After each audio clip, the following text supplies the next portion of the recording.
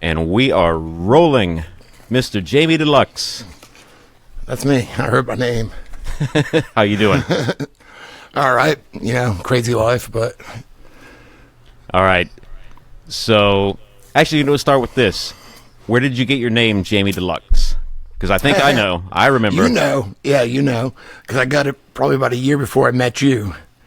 I got it from a pack of Benson & Hedges Deluxe cigarettes. Because we needed stage names. Well, we thought we did, at least, when we were teenagers. Nothing was sticking. And then Benson & Hedges, we liked because Oasis smoked them. Ed loves Oasis. We're always 100s. But, now that I'm old, I smoke 100s. But back then, I smoked shorts. We found Benson & Hedges Deluxe. And they were like in a Dunhill box, like a big, thick box like that. And, so we use that. And then Judd, this is like lots of long stories, but you knew Judd, said it should be like Dlux, drop the E's. And then, he died, like 2 years later. So I kept it ever since. And I think there for a while, I was calling you Benson & Hedges just for fun. Like a year. Not a whole long time. Yeah, it is. I would switch it up a bit. Well, it's a ridiculous way to get a stage name, but that was 1996 or 7, so... That's how they all come along. That's where the early Gates things come from. I had a friend in Philadelphia. Gates. And he was like, yo, early Gates. That's like Pearly Gates. Yeah. And I just rolled with it. Everybody started calling me that. And if you try to fight a nickname, that's not going to work. Just roll with it. No. Unless it's too bad. Yeah, it's got to stick. Because everyone, around here has tried. And, we both have lots of friends with different nicknames, like Perm, Fats. Oh, yeah. You had Fat Kid, we had Fats. We had, everybody had a nickname back then. Yeah, and it sticks. But, trying to force stage names never worked. 'Cause I know your real name. A lot of people might not, but I remember you as your real name. So, oh, yeah. So here's what I like to do on this podcast. And, we'll see. I don't know. You let me know whenever you have to go because we just threw this together. So what I usually like to do is I let the guest tell your story from, go back as far as you want, where you're born, where you grew up, whatever. And then at a certain point, you're going to get to where we cross paths, and then we'll have plenty to talk about from there. But because usually I go away from these, I learn something about, even if I've known something like you, I've known you for 30-something years? Well, almost 30 years, I think, yeah. Right. Almost 30 years. Yeah, actually, in 2 years, it'll be 30 years. So I always usually walk away from these podcasts learning something about somebody that I've known my whole life. So take it away. The stage is yours. All right. Well, let's see here. First off, a lot of people probably wonder who I am. I'm still trying to figure that out myself. So, no. Oh, yeah, I didn't give you let me give you an introduction. Yeah. Actually, I should do that. All right. So that's this probably is a good idea. Jamie Dlux. I just figure most people would know. But Jamie Dlux, a longtime friend, musician, plays in a lot of bands. We've toured together when we were younger.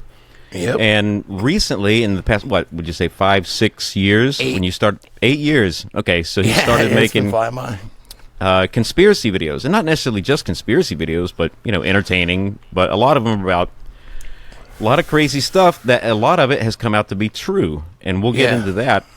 Yeah. And you can find all of his content. He's everywhere, YouTube, wherever. You name it. I'm like a video slut. I just slut my shit everywhere, I don't get paid for it, so I'm not a whore, but I'm a slut. Right. Well, musicians, they have to be that way with their music most of the time anyway. Oh, yeah. So what's funny when doing stuff like any sort of content creating, whether it be videos, anything that's not music, if you already come from the music world, it's a lot easier because you're already used to it's not that much different. I guess it's the whole artistic it's pretty thing. Similar. And the whole networking thing about it, too, is pretty similar, Yeah. So, I've met a lot of people and shit since I started doing this. But, so I started in 2017. I just hit my 8-year anniversary. And the first year I started making videos, I started blowing up because I found Corey Feldman's molester. They got him molested and whatever. He left clues. Well, he didn't leave clues. He was telling the story, but he left pseudonyms. And then I figured it out and tracked the guy down on Facebook and shit like that. But that's when I started blowing up. But anyway, so I was born in Massachusetts. I know you know that. Right outside of Boston. And lived up there. Had the accent and everything. And then we moved here when I was 11. And here is Myrtle Beach, South Carolina, the Redneck Riviera, which I'm proud of and I love it here. So, there's nothing wrong with that. I'm glad I moved here. I would hate to fucking live in Massachusetts right now, especially over the last 5 years. So, Yeah, so we moved here, started playing music. The same time, at the year I moved here is when I got my first guitar when I was 11. Formed, this is the early 90s, formed a few bands, shitty grunge bands and stuff. And then met my hetero life mate, if you will, Ed, in high school, my singer. Still to this day, still sings. I mean, we've been in a few bands apart, but in like 30 years, about 30 years, most of our bands we've always been in together. So we're still going. Then we started a punk ska band called Dead Center, kind of like Op Ivy meets the Misfits, I would say. And when I say the Misfits, I guess I mean both versions. Well, there's more than two versions, but Danzig and Michael Graves' version, because Ed has a really good voice. So Michael Graves has a good voice. So yeah, but we had the ska breakdowns and stuff. And then I met you. I'm trying to do it kind of quick though, you know what I mean? So right around then, you were touring with a band called PNX, punks, I guess, whatever. And you were filling in on drums for them, and we met you because Dead Center hadn't played yet. We were about to play our first show in like a week or two. So I was 17 because that was my 18th birthday when we first played our first show. So yeah, that's when we met you, and then we became like brother bands for a while. It was all downhill from there. Yeah, no shit. Yeah. No, we just loved you, and then we met the Ray Grady's, and we loved John. And, Simmons, I vaguely remember Simmons, but he only played drums with you for a little bit, but you and John were like brothers to us. So. Oh, yeah. What's funny, so you mentioned the Misfits, that we actually, both of our bands played that same festival the Misfits played, but it was the new Misfits. It was Misfits TM, it was the Michael Graves Misfits, when we played in Ground Zero, Spartanburg, South Carolina. Which one? That was, I forget, the Independents played, and then a bunch of other bands played. Static X played. No, that was two different things. Oh, two different things? We went to that one. We saw Michael Graves. Oh. I know it was after Judd died. But no, the festival was Ghouls Night Out 8. That's what it was. It was the Undead, the Independents, Static X, and a bunch of other bands. It was 2 days. It was like a riot. I'm thinking of the Undead. That's what I'm thinking of. I mean, they were around the same time, though. It was right around the same time. Yeah, because Bobby Steele was in the Misfits briefly in 79, 80 or something like that. Yeah. Motherfucker stinks. It's the worst BO I ever spelled. I've met him twice. And both times, he's just like, oh. It seems like it's worse than just no deodorant, but it's probably no deodorant. Now that I'm older, actually, I probably stink sometimes, too, when I forget to put deodorant on. But, when I was a kid and we met him, I was like, God damn, that guy stinks. Fucking But yeah, so we played Ghouls Night Out 8 with you and Static X and the Undead and a bunch of bands. And I remember you guys were supposed to play the big stage, but Static X took forever setting up. They had all those like samples and shit that you got kicked to the back, not backstage, but the smaller stage with us in the back.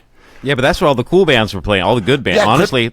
Remember Crypt Keeper 5? Oh yeah, because we were playing shows with them up in Philadelphia area, New York, New Jersey. Yeah, I played with them I hung out with those guys a lot when I was up there. Yeah, they came down here a few times over the years, but it's been a while. Yeah, they were really good, though. I'm glad we got to meet them. Oh yeah, they were a great band. Yeah, so what? Riot. Oh, go ahead. I was gonna say, what? So what inspired you to start playing guitar? How did that come about? Well, some people just pick up a guitar, then other people they have an inspiration to do it. Like, what was your reasoning to want to learn to play music? When I was a kid, my Uncle Mike was a guitar player, and I remember going to his house and shit like that, and he had guitars everywhere. And the family story I had always heard was Mike was in Aerosmith before, when they first started, and before they moved to Boston, he needed money for equipment and, all that to record or whatever. And my grandmother, her husband left her, and she had 5 kids, my mom's mom. And she had 5 kids. He was the oldest. My mom's the youngest, all 5. And all the rest were boys. And she couldn't afford to give him the money or anything like that. So they moved to Boston and got famous. And, that was always what I heard. I never knew really if it was true or not. But, so I had always heard that. Then we moved down here when I was 11, and, he inspired me to want to play guitar. And then I got a guitar. And, the rest of that shit's history. But here's the thing. So in 2016, I'm playing a show, me and Ed's old band, Sons of Adam. And then my dumbass leaves my equipment in my car, right? And after the show, I was robbed. Somebody broke my car, stole everything. They got my Les Paul, my Schecter, my bass. Because I would bring my bass to let our bass player use it as a backup. My amp, everything. And, oh, all right. Well, before that, 2016, a couple months earlier, I flew back to Massachusetts for the first time in 25 years. Because I moved here in 1991. And I met my biological father, who I'd never met, you know. So I finally met him. That's going to sidetrack it a lot, though. But so we'll skip that for a second. So I saw my uncle again. And, you know, this is after I've toured for years, put out albums, played many shows, played with a lot of famous bands, you know. And got to hang out with him. Then I come home, I get robbed. And he sent me his backup guitar. He couldn't send me his main guitar, which is like a 1973 Gibson Les Paul or some shit like that. But since I got robbed, he sent me his backup guitar, which is an SG. It's an Epiphone, but it's like the higher quality one. I think it's an SG Pro. It's got the what are they? I've never used it, but those pickups, you can pull out the knobs, like Floyd Rose pickup, I think they call them. Not Floyd Rose, but the pickup. I don't know what it is. Some kind of tapping thing, or I don't really know. I've never used it, but you can pull out your volume knob or push it in and it's like two different settings. Oh, I know what you're talking about. Yeah. Yeah, I don't mess with all that, but it's it's pretty nice. And then he actually passed away a couple months later, and me and my mom flew up to go to the funeral. It was like a celebration of life thing, and then my grandmother was still alive. And I actually have a video of this because I videotaped it at his little thing. My grandmother tells a story, and she's like, he was jamming with a band, and she said like in Hopedale or something like that. I forget, a couple of different places. And she's like, she told that same story. I guess they weren't called Aerosmith yet, but I read Joe Perry's book, and he talks about before they moved to Boston, he was just jamming with everybody. So I'm assuming my uncle just jammed with them, or whatever. But my grandmother said they were always friends, and my grandmother used to work with Joe Perry's mom at the Glen Ellen Country Club. My grandmother was a manager, and she'd still, talk to her, Joe Perry's mom. And, it's actually kind of funny because my grandmother's name was Jenny, Virginia, and she was telling the story. She's like, I forget Joe Perry's mom's name, but like they were talking, and she's like, Jenny, be grateful that Michael didn't go with the band. Joe is anorexic and on drugs. And then she's like, but I did get a Charlotte. What is it? A Charlotte? Is that like a hotel thing or some shit like that? Not sure. Whatever. I got this hotel in New Hampshire and a BMW or some shit like that, But the way my grandmother said that at her own son's funeral, she had us like crying and laughing at the same time. But I videotaped it. I'm glad I did. But yeah, they probably just jammed together or whatever. Maybe, but they weren't even called Aerosmith yet, though. So, but that he's the one that inspired me to play guitar. That's cool. Did you end up getting that his good guitar? He's got a son. My cousin Got WB. it. Yeah, my cousin WB plays guitar a little. He's cool. I have a lot of cousins. I don't want to say he's my favorite because I don't want to make other cousins jealous, but he's probably the most like me. He's into music and shit. When I flew up there, I hung out with him. He had all this weed growing, and he was like harvesting it. And I was sitting there helping him cut it, like pick it or trim it off. And it's a lot harder than I realized. He was blasting like Black Sabbath vinyl and stuff, so it was pretty cool hanging out with him. But yeah, he got it. That was his dad. I understand. But that SG is great, and I love it. And I have an SG and a Riviera now, and the SG is my top guitar, definitely. That's a nice guitar. When I was down there, when I was living in Myrtle Beach, I played that guitar, and I thought that's a good guitar. Mm-hmm. We were messing around in the garage. Yeah, my daughter's drums and everything.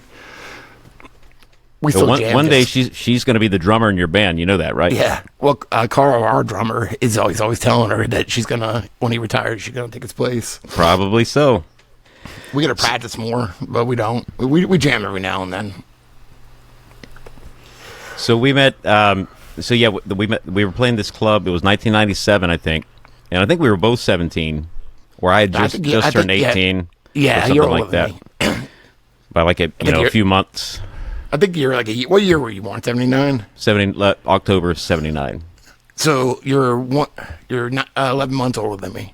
Right. I was born almost a year. 9/11/1980, which means 9/11 was my 21st birthday. Wow. Yep. I knew you then. But so yeah, we played this place called Slacker 77, And I was filling in for that band. Or see, here's the problem with filling in drums with bands. You start filling in drums with bands, you're eventually going to be the drummer. They're going to do whatever. If you're any good, they're going to try to keep you. So we played that, and I was telling you, it was like, because they were like this Christian punk rock band. Yeah. And I was like, listen, I got to bring my real band down here. And Yeah. I was like, I don't know if I had a demo or not that I gave you guys, but I think you might have. I think you might have. I was like, I got to bring. And I met you and Jeff. I don't know if Ed was there. Ed might have been there too, but He I might definitely have met been. you I and don't Jeff. know. Yeah, me and Jeff. Yeah. But I was like, I got to bring, and then we came down. We brought the Ray Grady's down. Yeah. And played. We Not stayed too at much Judd's long. house. Right. It wasn't that much longer than after that. Yeah. And then that's how we, really took off. Then from then on, we played tons of shows together. We toured together. Yeah. And there's a Jack. I was thinking about. Remember when your trailer? It was the second tour we did, and we were heading towards Savannah, we were heading to Charleston, and the trailer had a flat tire. Yep. And we had a hydraulic jack in our van, but we ended up leaving that jack on the side of the road. And here's what's funny: I was down that way doing some jobs, and I drove that same stretch, and I was looking, and I said, I bet that jack's somewhere in the weeds over there, because we left, it got lost.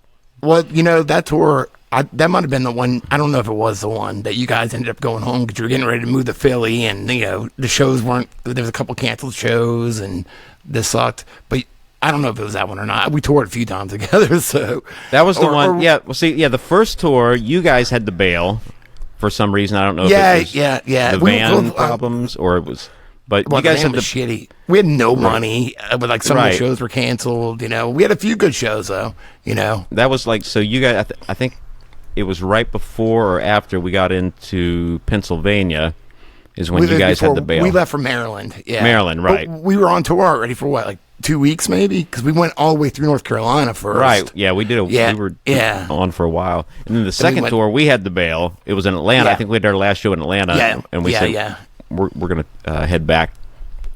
So we did that tour for 2 weeks, and then we drove back after to go look for our trailer because we ditched our trailer on the side of the road. It was I forgot about that. Yeah, it was either cancel the first couple nights of the tour because it was whatever day it was. It was around Georgetown. We couldn't find anywhere to get a tire, or fucking throw everything in the van and leave the trailer and come back for it. We went back for it after tour. It was gone. We didn't call anybody to look for it or anything. I had just paid $400 for it.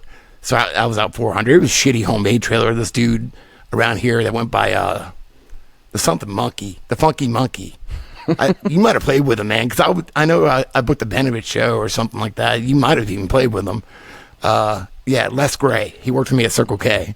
He was an old dude. He was like, all like, I don't know. He would play like Shag, Boogie and Blues or whatever. He sold it to me for $400, and it was like made out of whatever. But yeah, the tire fucking blew, and we ended up leaving it.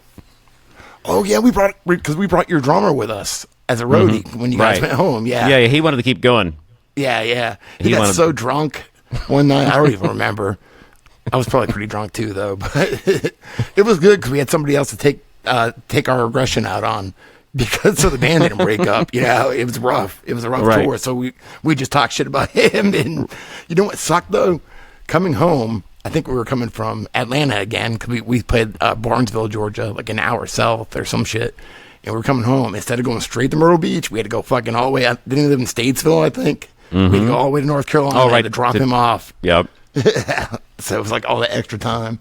What's funny, you mentioned Circle K. So when I would come down, so a lot of times I would just shoot down to Myrtle Beach just to hang out. Yeah, just for like it's like a 5-hour drive, but just on a whim. I was like, I'm gonna go for the weekend, go hang out with those guys. You could always just crash at our house. My mom, it was always so. You guys are always getting into something crazy, so it was always fun. There was always something going on. Well, my house was a flop house because my mom was always cool as fuck and let bands stay there all the goddamn time. Yeah, there are always bands passing through. But I would always stop. But I had my route. I would drive down. I would shoot down.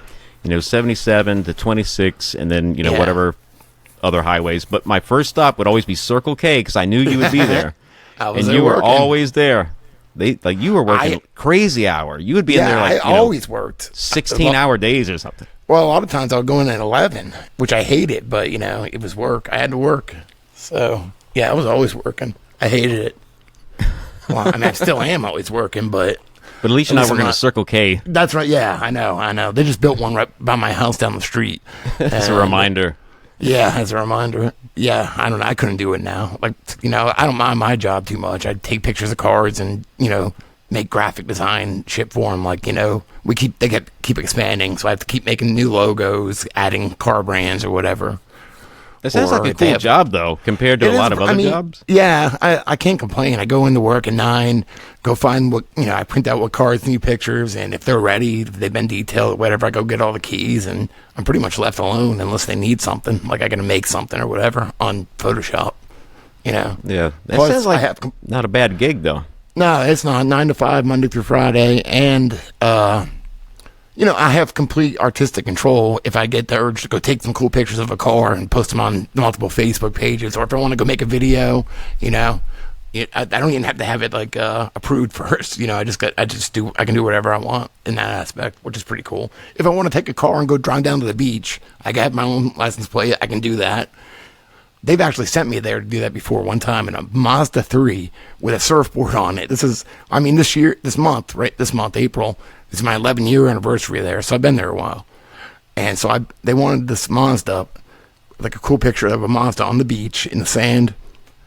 Well, so I backed it up right at a beach access, and I made sure all the tires were on sand, which overlapped over the concrete a little bit. Well, those back tires, they were not. A Mazda 3 on the beach, I got stuck.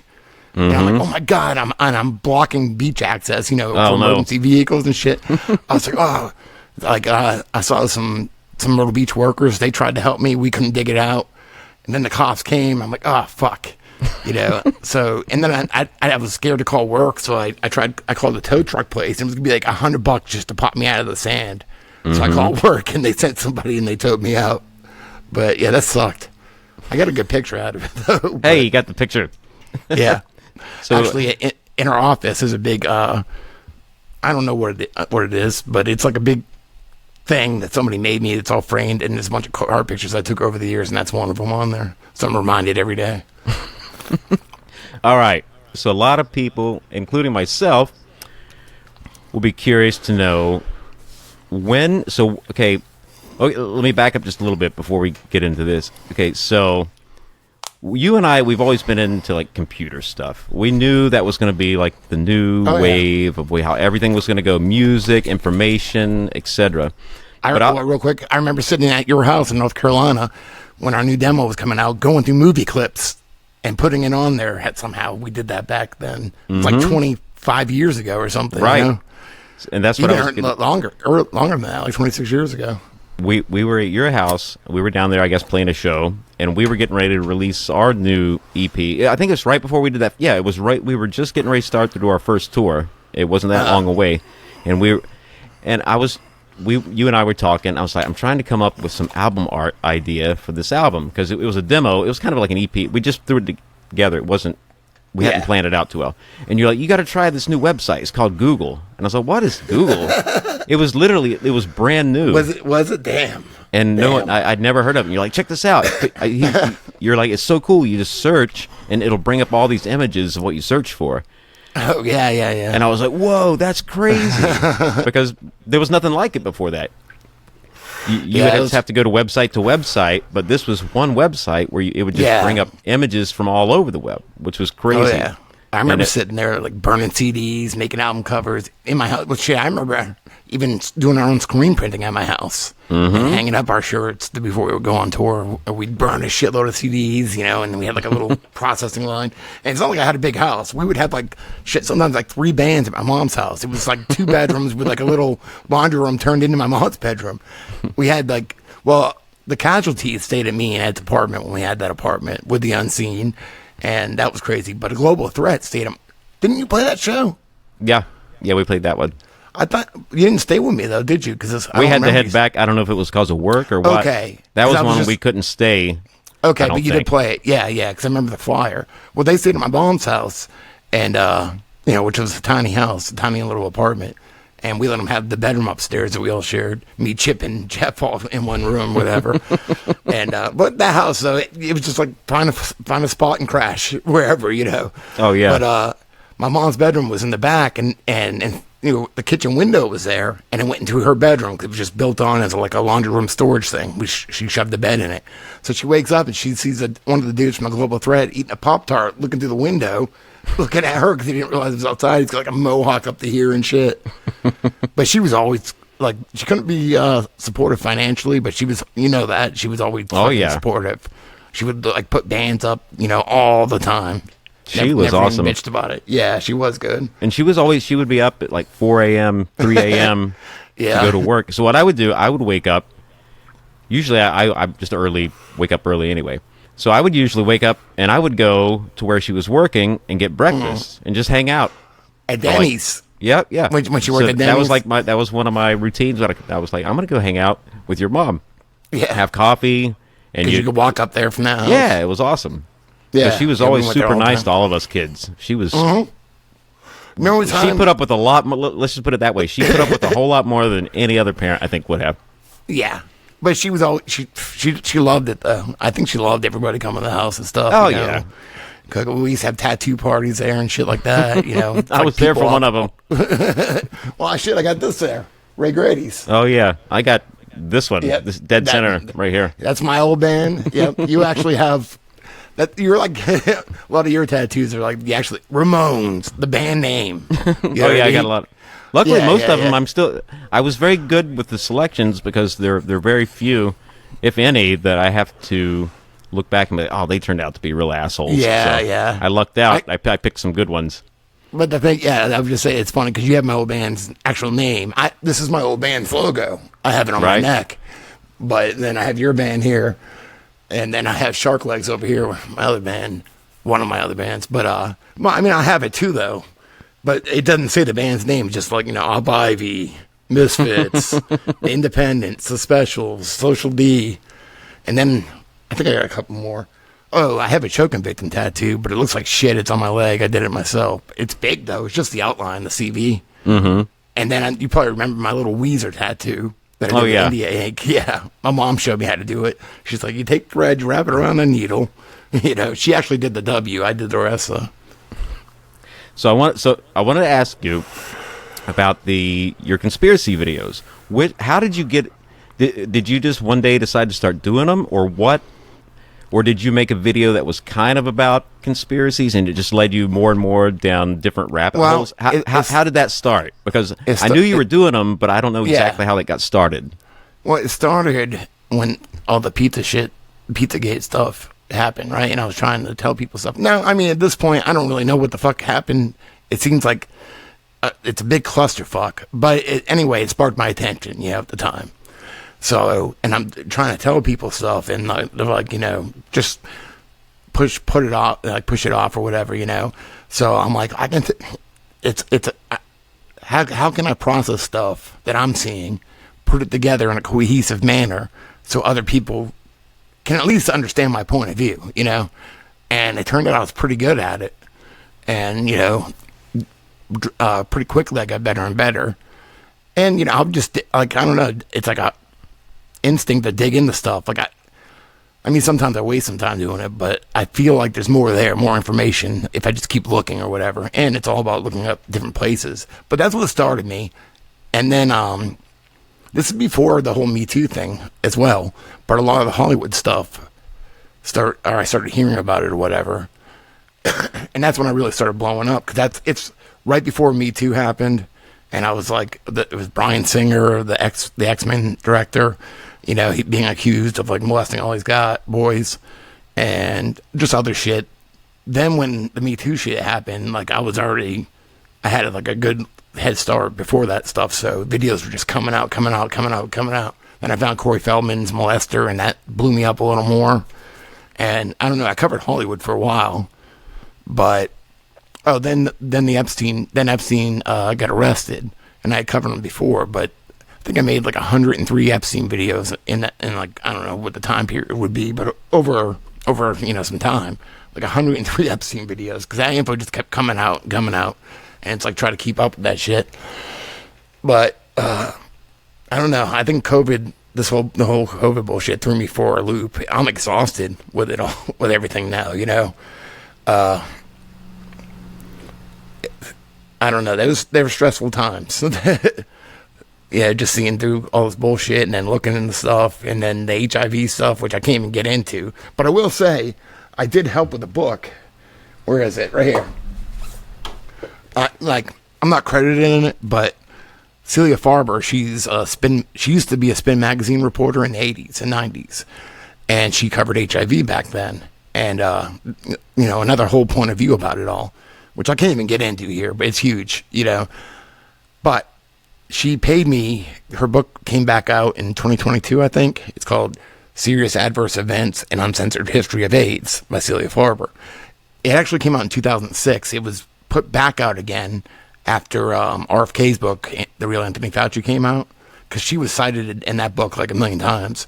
So this came back out, but she needed, it wasn't annotated originally, the original version. So, this way it has all the, notes in it to where quotes come from or whatever. She hired me to help her with that. So I tracked down all her original quotes from whatever, and I helped her get it out.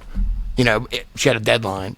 I'm pretty proud of that, by the way. I am pretty proud of that. That's a lot of work, man. For her. Yeah, I have a lot of respect for her too, because she's dealt with a lot of shit over the years. But that's a whole fucking can of worms, and it threw me through a loop and exhausted me. And a lot of it's so evil that it turned me into an alcoholic for a while, because I didn't know how to process all this dark shit I was looking into.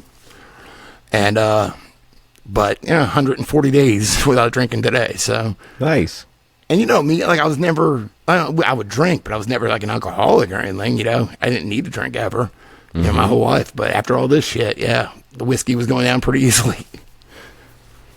Well, the good news is, like, all the work that you put into these videos and everything else, a lot of other people are starting to see there's more to the story. Like, so think about this. Even when we were younger, we were singing songs. We were always, singing about, the corporations, the government, how we're all just being used, and the general population is just like cattle to the people at the top, whether it be the government or the elite, whatever you want to call it. But it seems like now there's a lot more people, and I never would have thought it's coming more from the quote-unquote conservatives than it is from... But they're kind of wising up to be, hey, we're just being, we're like farm animals to these people. Yeah.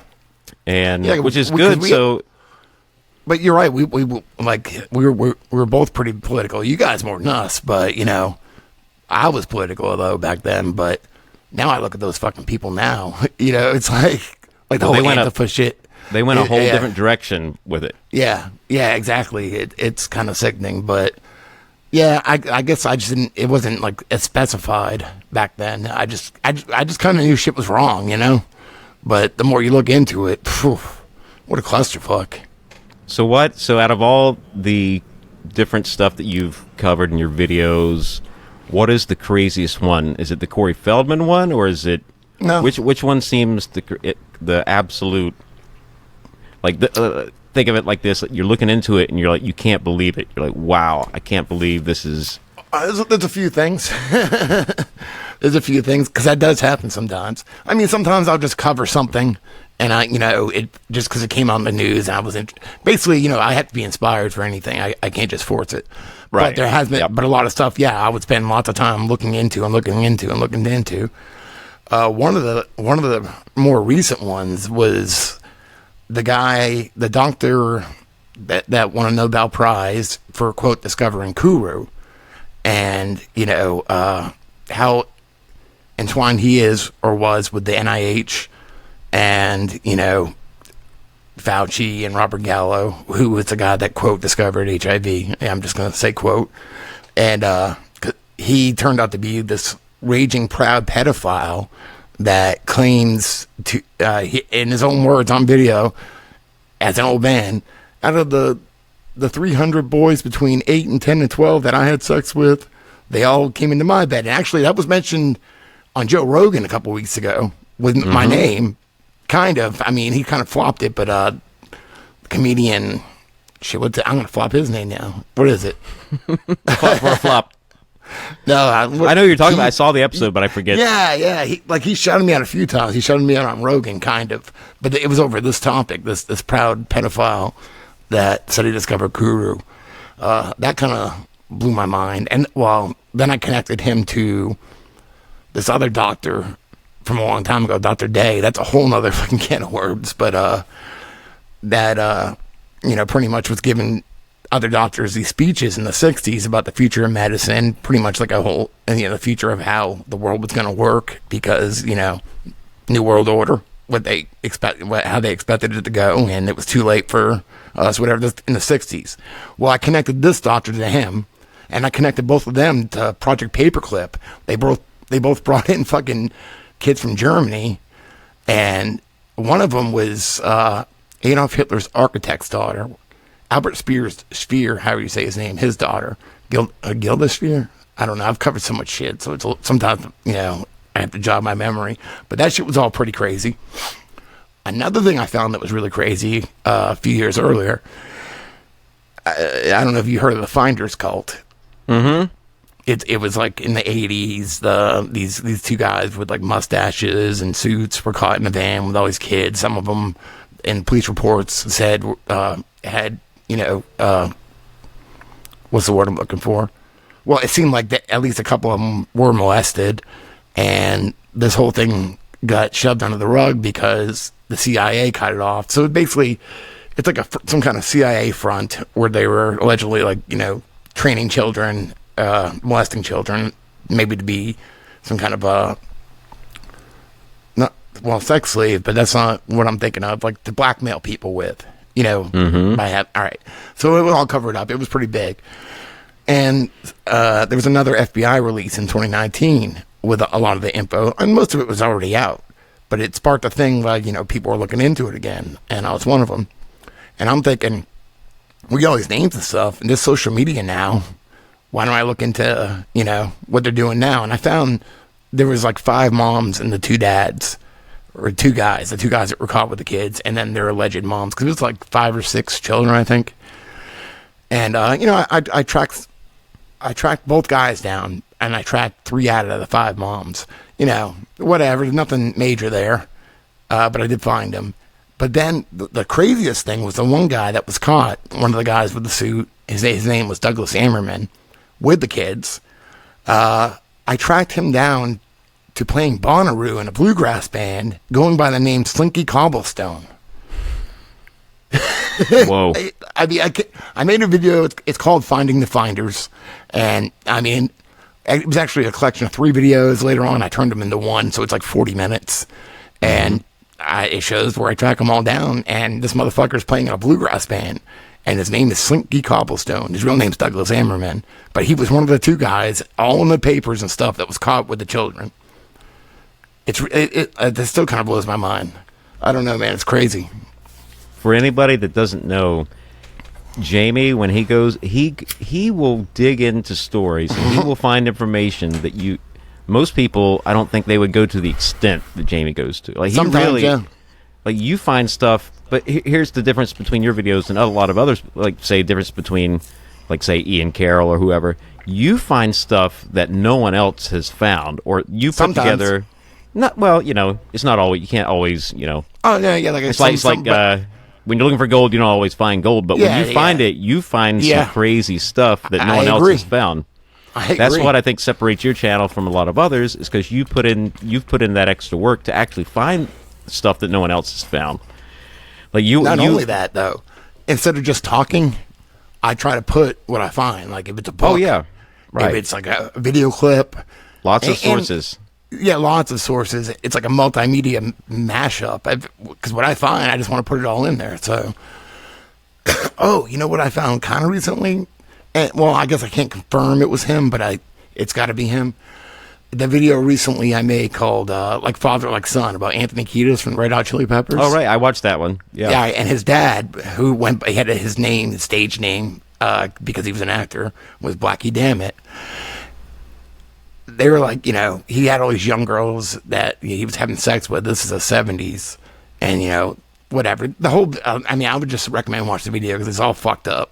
A lot of, they don't care. Like, they're proud of this kind of stuff because they were putting in their biographies and stuff like that, So, but I'm pretty sure Anthony Kiedis' dad had sex with Mackenzie Phillips when she was 14. He was like 30 something. Because she says that she was made to have sex with an older man, an older actor, at, quote, Anthony Kiedis' dad's house. Well, the only people that lived there were Anthony Kiedis and his dad. His dad was an actor. And and in his biography, he talks about her coming over. And, like, you know, I don't know. So, I mean, you put two and two together. I'm pretty sure it was him. I mean, it was only him and Anthony Kiedis living there. So, that's well, just from what Anthony Kiedis was talking about, just from what his book said, they were doing that was a messed up environment they grew up in. Oh, definitely. And here's the thing, I would bet money that environment is actually pretty tame compared to a lot of the other stuff that was going on. Oh, and probably still does go on, but especially back, probably I would say 70s and 80s, because you didn't have the internet. It was less, no cell phones flopping around out there capturing what's going on. You just reminded me, we used to go on tour with before cell phones. Right, MapQuest. Yeah, we would print out shit or just use regular maps and stuff. Yep. Damn. I remember we were touring with you guys and we would get lost and we didn't have like walkie-talkies. We didn't have nothing. Oh, we should have had walkie-talkies. Yeah, I think we were going through Virginia or North Carolina. I don't know. I think it was Virginia. And we had the Scum Bus, our piece of shit tour van, and our alternator went out and we kind of just had to take an exit and coast into some hotel. And you guys kept going. But luckily you guys turned around and found us. But I think we ended up spending the night there. Yeah, we got lucky because I think this is the exit where we lost them. Yeah, damn. Yeah, back then, if you got separated, you just had to, if you were trying to get to a place, just hope the other party will make it there and figure out how to get there. Yeah. And here's the way, and also, usually with the MapQuest, we would drive to like you would get close to where we think, or just say get in town, and then use the phone and call the venue and ask them for specific directions from like where you were, whatever payphone you were at.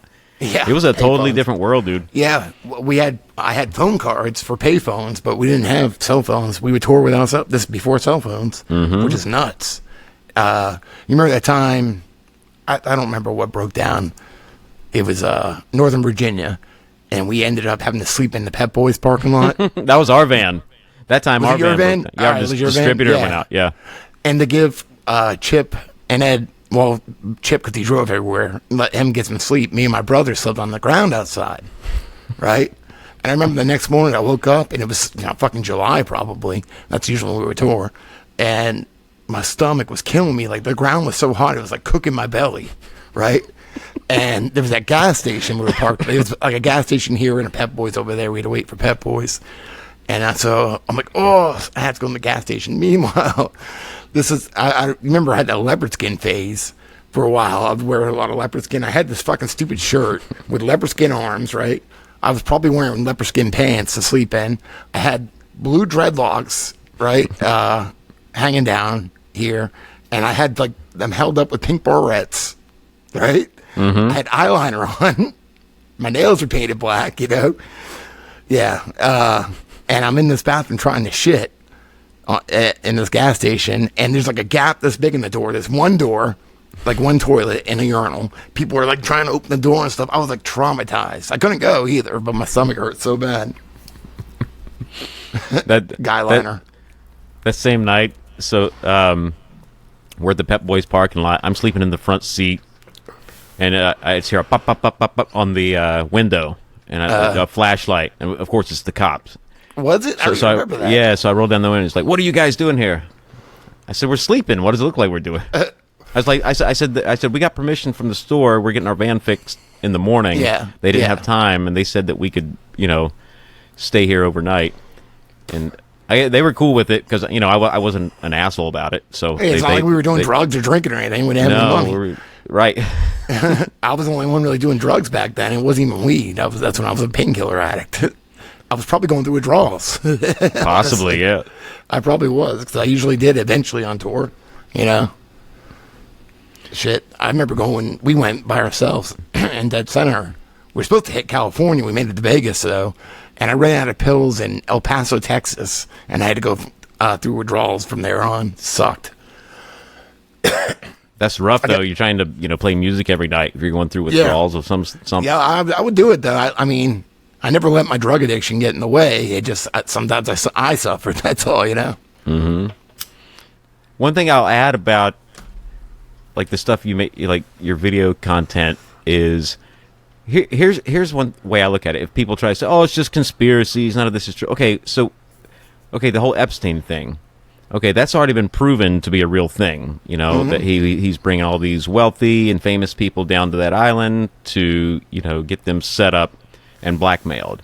Okay, do you really think that's the only place that's happening back then and now? I mean, do you not think there's 20 other places that's going on? There's got to be. Oh, that was just one. It's like whack-a-mole. They got rid of that one, but there's 20 more. It's the same thing. You bust somebody for drugs, then you got there's always somebody waiting in place to sell drugs. Oh yeah, that's the way whether it be it's really like a spider web, and they all have they have the same symptoms like all these places like Epstein. Some of the other shit, which I can't even get into, but like the Franklin cover up, if you heard of that, and Larry King, not the TV guy Larry King, but this like big black guy in the 80s. That's a whole fucked up can of worms right there too. But it all, like, a lot of it has to do with sex, blackmail, and control, like different ways of control. But it's all over. It's all like everything's like a mafia type thing. But look at apparently, allegedly, the whole it was happening with the P. Diddy parties. Yeah. So it's happening in that circle too of just celebrities. Mm-hmm. It's almost like it's everywhere. In certain circles of rich and famous people. So many fucking rich and famous people are blackmailed. It's probably more than we could even imagine. Because you have power. You have some power at least if you get there, and there's always somebody wanting to have control of that. So it's pretty fucked up. How do you? Are you gonna keep doing these? Like, is that just? I know you enjoy doing them. I do. They're a lot of work, so I'm slower now. That's all. I'm slower than I used to be. But I'm going to continue to do it. I can't force any of it. So no, I used to freak out. It's like writing a song. You can't force it. If you try to force writing a song, it's going to be the worst song that ever existed. It's exactly the same thing. Yeah. So if I see something, I'm like, ooh, and it's and it gives me an idea. And sometimes it's just covering something. Sometimes I really dig into it. But at this point, I'm not worried about it. I know that I will be inspired by something to make another one, and when I am, I will. I used to freak out if I went like 3 days and I wasn't working on a video. I used to freak out about it. Oh, you were pumping them out at one point. Oh yeah. But now I have this huge collection of work. So I'm gonna. It can stand on its own, and then whatever else comes my way, I'll get to it if I want to. But I'm not going to stop. I'm just not going to freak out about it and, try to rush it out or anything. Like right now, I don't have anything in the works, and I'm not worried about it. I might see something to inspire me, and if not, I got other shit going on. I'm, still playing music. We have a lot of fucking shows coming up. The only thing that sucks is I'm mostly playing keyboard, and, I'm a guitar player. It's fun, though. I'm gonna play guitar a little more here and there. Do you keep your guitar slung around your back like a lot of keyboard players do, and then they'll sling it back around whenever it's time? The thing is, I could have been doing it the whole time, but I'm lazy, and I got 2 keyboards, so I have to set up a big keyboard stand, double decker, set up 2 keyboards, and I try to make it a little easier instead of having different amps and stuff. I got one of those old PV power heads from like the 80s, like an old PV bass head with 4 inputs. And those things are loud as shit. It's solid state. And so I got one of those. I can plug both keyboards in, and I can plug a guitar in and be everything out of 1 amp. I got that running through 212s. So the problem is I need, it's just a clean channel. So I need, distortion pedal, whatever, if I want to, reggae, a lot of reggae, this band. So, some reverb, sometimes a little delay. So that's the thing. I got to set up another guitar, some pedals, so that's why I haven't been doing it. And then I was using the excuse, I had one of those tuners you clip on the head. The battery died. And I was like, ugh. And I hate tuning, by ear. So that's one reason I haven't been doing it. But I ordered myself a fucking stage tuner, so and now I have no excuse. It's just my laziness. So I'm going to start playing guitar more. Hey, I just thought of something I don't know why it just popped in my head that I was just, I guess, thinking about the videos you put out. There was one video, it was a while back, I'm not sure how long ago it was, but there was something that happened in your area. It was about a pastor who had... Yes. You know and what? I thought this one was super interesting. Oh, that one. Yeah.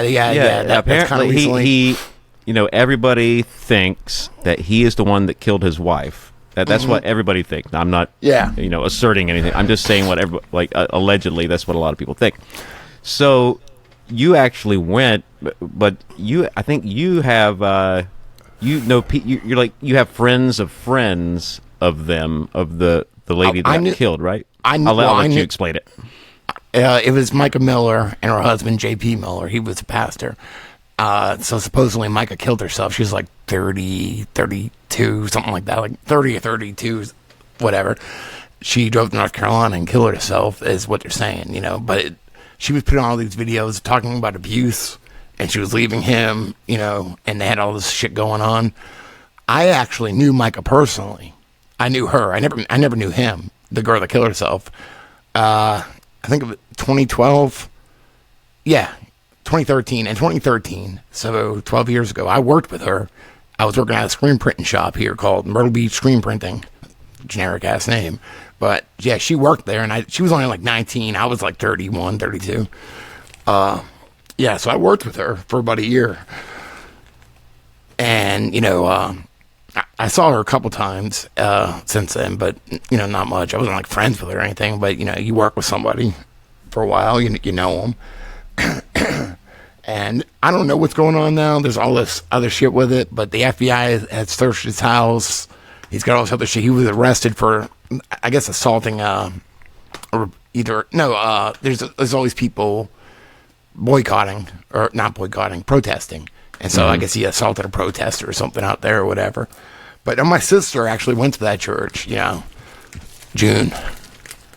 She went there. I don't know what she thinks about it all or anything, though. There was one video, and it might have been on what you shared, where he's rolling around in the grass. He's like out of his mind. Yeah. I didn't share that, but I have seen it. Yeah, I have seen it. That was crazy. I was like, this dude is definitely... But maybe I did. I might have shared a clip of it, actually. I don't remember. My opinion is, if he did not do it, then he still caused it because of the way he was. Yeah, that treated you know her, what I mean? Like, right. He's probably gaslit her, like, a lot, too, and... Yeah, it's all pretty crazy. Yeah, and I did drive, because I want, there's some 911 calls, and she's talking about where she is when she made this call, and she's talking about where she's meeting the police. And so what I did, I just got a tripod, and me and my son drove, and I videotaped, from the church to the first spot she was when she called the cops, and then to the next spot she was going to meet the cops, and then I drove past their house, or his house. See, that was cool, because if I remember correctly, you played the 911 call, and then you put your footage with it, showing what she's talking about. Right. So that was pretty interesting. I like that. Yeah, the way you put that video together.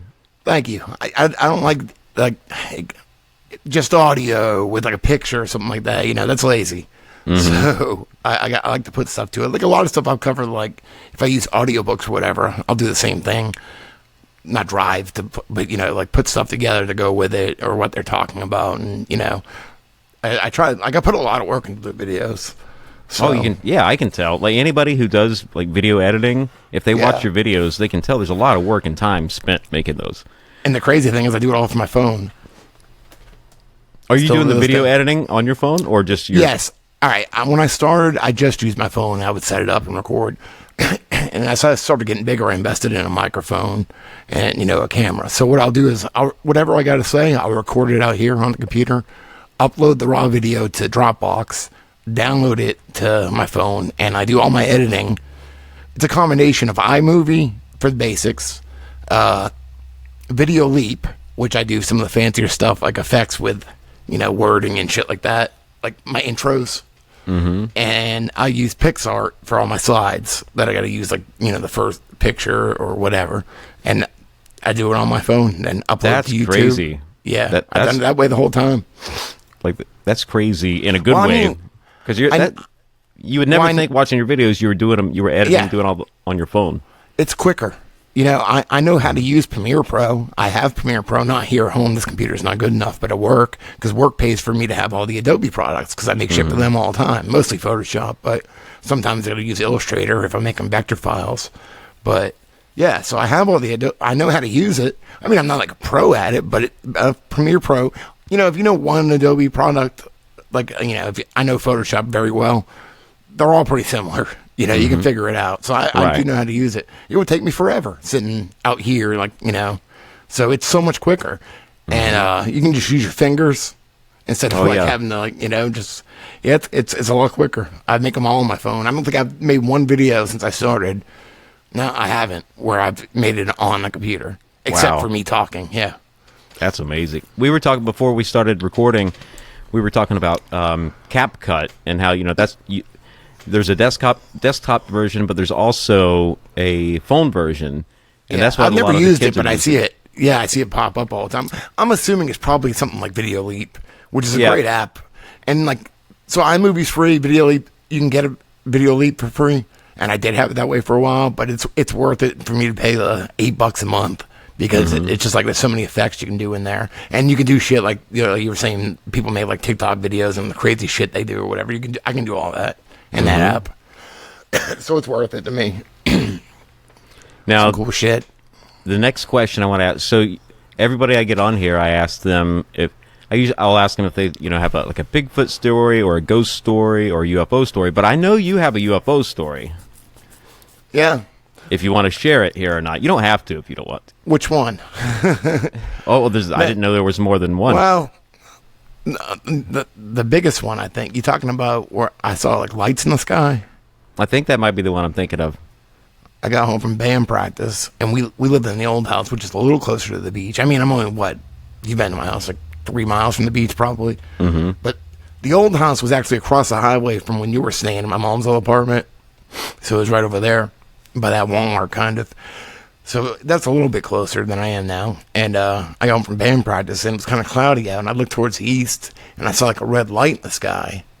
Just kind of like get bright, like kind of like a ball, but, you know, it was far away, I couldn't tell. Then it shut off, and then I saw 3 lights.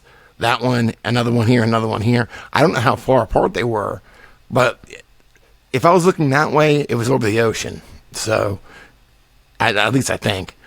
It had to have been. And so they were pretty far apart, but it was like a triangle. But it wasn't like, I couldn't see anything else, just those lights. And then they blinked a few times and then just stopped. That's like, they were gone. Yeah, it was pretty crazy looking. I don't know what it was. I don't think it was a drone. You fly a drone, I fly a drone. I know what a drone looks like, you know. It was just a red light, not red and green. It wasn't blinking like a drone light or anything like that, you know. So, yeah, that was pretty crazy. And I saw it again, the same place. And I actually have a clip of one of the lights pop up. I think it's on Instagram somewhere. Because I was live streaming on my back porch through my phone. And I was like, what is that? And I switched the live stream. I flicked it so it wasn't like a selfie mode. It was looking the other way, and I only caught one of the lights. But I don't know what the fuck it was. And then I saw something like that when I moved in here. Something similar. I don't know what the fuck they are. I don't know. I'm not sure what they are either.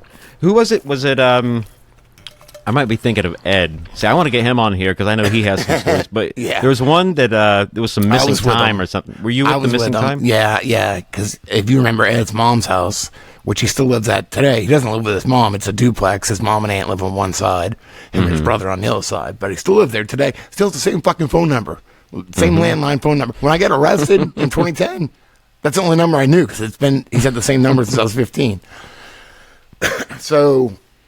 Yeah, my mom was a cool mom, so we could all smoke cigarettes at my mom's house. She didn't care. You know, we were like 16. Shit, she would buy us beer, too. But at Ed's house, you know, we couldn't smoke around his mom. He was only like 15, 16. And he only lives, like 3 blocks from the ocean or whatever. Yeah, I think it was me, Ed, and either Chris Tucker or Brian Jordan, or both. I'm not sure, but I know it was me and Ed. And so we walked down to the Surfside Pier. It was probably like midnight or something like that. So we walked down to the Surfside Pier, and we just sat there and smoked a cigarette. And we had like a weird feeling, like we felt sunburnt. And, you know, it could be the wind, I don't know. And And then we just walked. We went to walk back to his house, and every time we went by a cross street, you know, in South Carolina, a lot of the streets have those those little bushes. They have the fern-looking things hanging out of the top. I can't think what they're called. Not palmettos. Maybe they're like big bushy, and they have like the little things in the top that you can set on fire. I'm not. Maybe that's what they are. But we'd walk by, and just like as we're walking by, both sides of the road, they would just blow. Like those bushes would start blowing, and then the stop, whatever. And we got back to his house, and we were up there, went like 3 blocks, smoked a cigarette, and like 3 hours had gone by, and we all felt like sunburnt, and we don't know what happened, but we were really freaked out about it to the point, like if we brought it up later on, like we would start to tear up. Now we may be just freaking ourselves out, I don't know, but we walked up there for a second. I mean, I could see 45 minutes maybe going by, even though they shouldn't have. But it was like 3 hours late. It was like 3 a.m. And we all felt weird about it. So I don't know what happened. How long did it feel like you were gone? Well, walk up there, smoke a cigarette, maybe like 30 minutes. So 30 minutes, but then you look at the time, it's 3 hours later. Yeah, it was something like that. This is 96 probably, 97 at the latest, probably 96. So yeah, almost 30 years ago. So it's hard to, I mean, he may have a different perspective of it, but it's something like that happened, yeah. It's because you were with Ed, because apparently they've been messing with him for a long time. Yeah, he's got some other ones, yeah. Be careful when you're hanging around Ed. You might get abducted. Yeah, he's seen some, or says he's seen some shit when he was younger, too, that he's I'm going to get him about.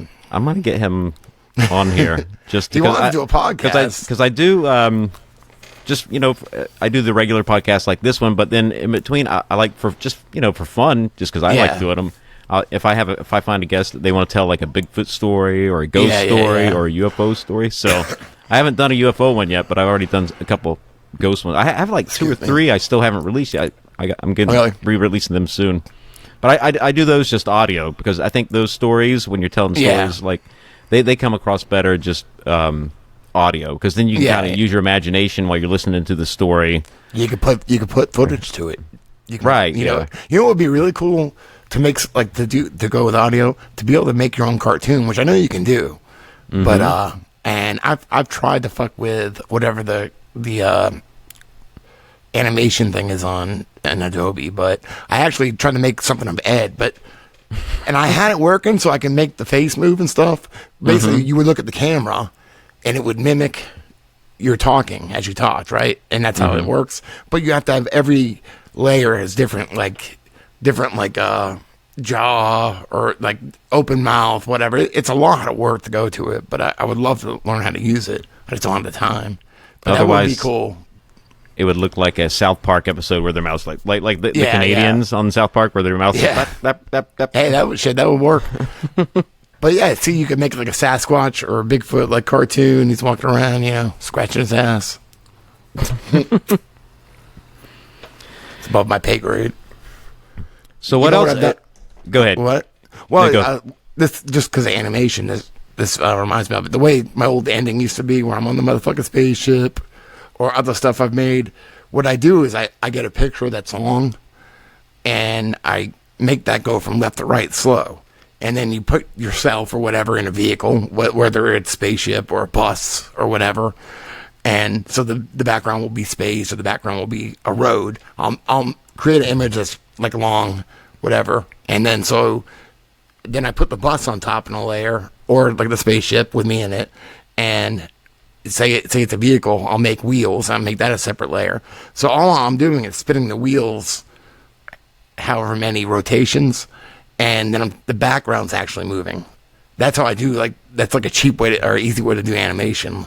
Like, I got no motherfucking spaceship. It's the background moving, so it makes it look like you're moving. You know, that's fun to do. It's funny you mentioned it, because I was going to ask you about that intro. What's the reason? What made you come up with the idea for the spaceship? I don't know. Due to the UFO thing, or just something different? Oh no, just I was playing with that kind of animation, I guess, and I was like, well, I can put myself in a spaceship, and that would be cool. I didn't even know if I was going to say anything or what. Then I went in my garage and I was high, And then I went, I was like watching it, and I just sort of recorded myself as I'm watching, like, oh, I got a motherfucking spaceship. And then I know I'm like, oh, I did that at the end or whatever. I mean, I changed it recently just because I just wanted to, I feel like I'm holding myself back with like so much cussing and stuff on my videos, you know? Because shit, if I can get monetized and actually make money doing it, I could do a lot more, you know? But at this point, I probably need to find a second job. You know, because it's hard paying bills and stuff. I got a family. Mm-hmm. So that's why I changed it recently, to take all the cuss words out. What about the intro? When did you start adding the, it was like warning, whatever the warning is? It's like... Yeah, well, the first one, I chain smoke and say fuck a lot. It's because when I started making videos, and it was just, you know, in the beginning, probably just me talking or whatever, but I would just like, you know, I'd be smoking a cigarette, and I'm like, so this happened, blah, blah, blah. And I'm like, and fucking blah, blah, blah, you know. And then I get all these comments like, you need to watch your mouth, or you shouldn't be smoking, whatever. So I was like, well, here, let me warn everybody first before you click on the video. So it was warning, I chain smoke and say fuck a lot. But I accept myself for the way I am, you know. I accept you too. And, yeah, that turned into a classic, you know. It did. That became a part of your videos. Recently I changed it just because, like I said, I need to get, you know, I'm at 81,000 subscribers on YouTube, but that's after I got my channel back. But I should be a lot further, and maybe that's a reason, because I say fuck within the first, like, 15 seconds of a video, you know? You can change it to, it's just I basic. chain smoke, and I say the F word occasionally. Well, I'm going through the self-improvement thing where I quit drinking, went to the gym and stuff, and this is a problem, and it's expensive, so I figured by saying that in every video, I'm reaffirming myself. So that's one reason I changed that too. You know, I love smoking, but, you know, I can't afford it. It's getting expensive. It's getting crazy expensive. When I was in New York, it was $14 a pack before I left New York. Well, see, up until a few years ago, I was smoking L&Ms, and they were like 5 something a pack. They're like 9 something a pack now. Mm-hmm. And it's just a few years ago. I've been smoking these Pall Mall Red 100 Selects because I can get a carton of these at this place by Walmart, $49 for a carton. So that's which is funny. Like, you know, when we were kids, that wouldn't have been that cheap, but these days that's considered cheap. It would have been expensive. Yeah, it would have been. Yeah, I remember it was basically free. It was so cheap. It was like $2 a pack of cigarettes. Even when I was like 18, you could buy a pack of fucking like generic ones like Monaco or whatever the Circle K brand was. They were like 99 cents. Mm-hmm. We actually, me and Ed's old band, before Dead Center, one of our old, like, you know, teenage bands, we had a song called Go Go Monaco. It was about Monaco cigarettes being, you know, 99 cents. Ridiculous. Okay. What is a place? So, okay, you got some shows coming up. Do you want to? Yes. Do you want to let people know? Well, what shows you're going to be playing? We're playing April 25th at the Hot Fish Club in Murrells Inlet from 9 p.m. to 1 a.m. So that'll be good. It's hard. Well, I won't say hard. It's different trying to play all these shows not drinking. I've played 2 shows without drinking because, you know, I'm not as confident as a keyboard player as I am at guitar, and I would just get shit-faced hammered, and I was fine. I was like that Family Guy episode where Peter Griffin, he's like so drunk, it's just like, it's like badass at piano. Because, you know, with music, if you start thinking about it, you start fucking up. So I just didn't think about it. Yeah, I just wouldn't think about it. And honestly, we played 3 sets. I don't know.